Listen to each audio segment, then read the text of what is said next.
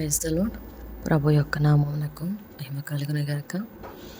ప్రపంచంలో ఉన్న అందరికీ కూడా చాలా బాగా తెలిసినప్పటికీ కూడా ఎలా జరుగుతుంది అన్నది ఎవరికి అర్థం కాదు. అదేంటి అంటారా?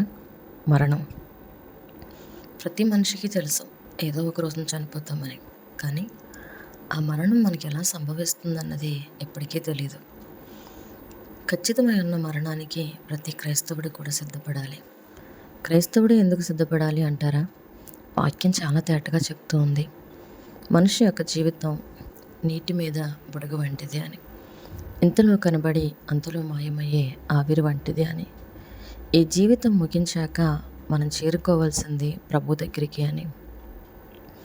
ప్రభువు తన కోసం మనల్ని చేసుకున్నాడు కనుక మనం ఆయన దగ్గరికి చేరవలసిన వారం. మన ప్రాణాన్ని మనం ప్రేమించక ప్రభువుని ప్రేమిస్తూ ముందుకు వెళ్ళడం చాలా క్షేమకరం. మనిషికి ఎక్కడా కూడా క్షేమం లేదు. ఎప్పుడు ఏ వార్త వింటామో తెలీదు.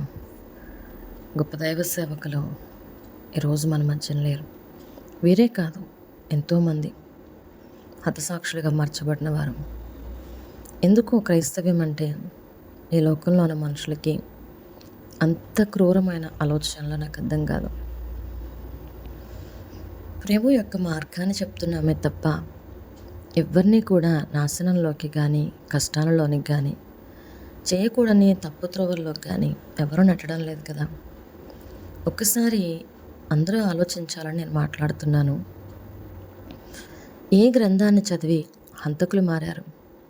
ఏ గ్రంథాన్ని చదివి క్రూరులు మారుతున్నారు? ఏ గ్రంథాన్ని చదివి నరహంతకులు, వ్యభిచారులు, దొంగలు వీరందరూ ఎలా మారగలుగుతున్నారు? తాగుబోతులు సైతం ప్రభు యొక్క మాటలు విన్నప్పుడు వాళ్ళ హృదయాల పశ్చాత్తాపంతో నూతనపరచబడుతున్నాయి. అలా మారినందుకు ఆ కుటుంబాలు, వాళ్ళ పిల్లలు, భార్య ఎంత సంతోషిస్తూ ఉన్నారు. ప్రభు యొక్క మార్గం కుటుంబాల సంతోషాన్ని ఇస్తుంది తప్ప కుటుంబాలను ఎక్కడ విచ్ఛిన్నం చేయదు. ఎవరి మధ్యలో తగాదాలు తీసుకొచ్చేది కాదు. ఎవరిని కూడా చిన్నచూపు చూసేలా ప్రవర్తించేది కాదు. ప్రభు తెలియపరిచింది ఒక్కటి, ప్రేమ. ఆ ప్రేమ మార్గాన్ని చూపిస్తున్నాం. ఆ ప్రేమ కలిగిన మార్గంలోనే నడుస్తున్నాం.